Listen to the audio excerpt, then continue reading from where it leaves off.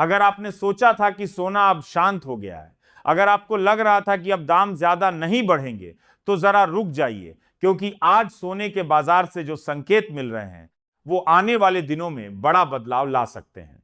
आज का अपडेट सिर्फ रेट बताने वाला नहीं है, बल्कि यह समझाने वाला है कि बाजार की दिशा क्या बन रही है, निवेशकों का रुख कैसा है और आगे आपको क्या रणनीति अपनानी चाहिए।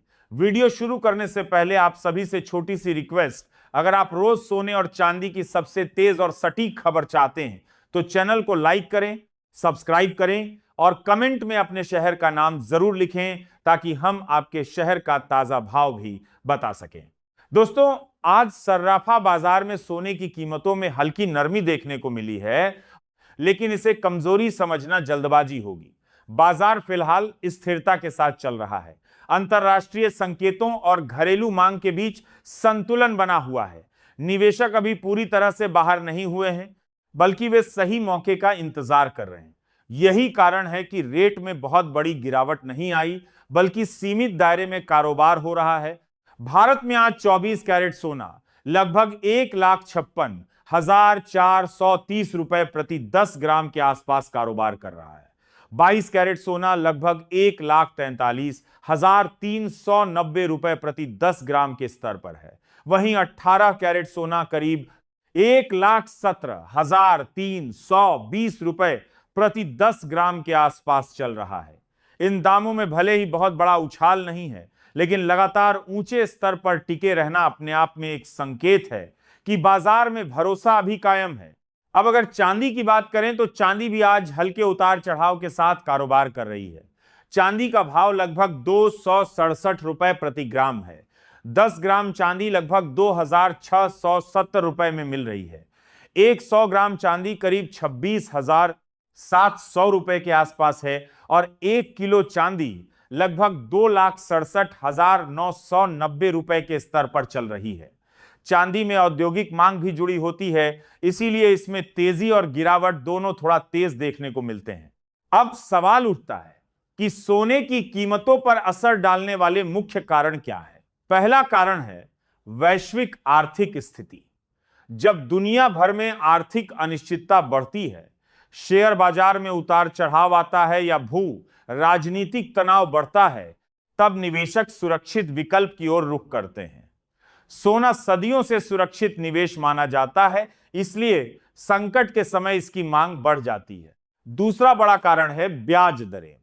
जब केंद्रीय बैंक ब्याज दरें बढ़ाते हैं तो निवेशक फिक्स्ड इनकम विकल्पों की तरफ जाते हैं, लेकिन जब ब्याज दरें स्थिर रहती हैं या घटने की संभावना बनती है, तब सोना आकर्षक विकल्प बन जाता है, क्योंकि सोना ब्याज तो नहीं देता, लेकिन कीमत बढ़ने की संभावना रखता है।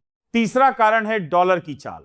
अंतरराष्ट्रीय बाजार में सोने की कीमत डॉलर में तय होती है। अगर डॉलर कमजोर होता है तो सोने की कीमत को सहारा मिलता है, वहीं डॉलर मजबूत होने पर सोने पर दबाव बन सकता है।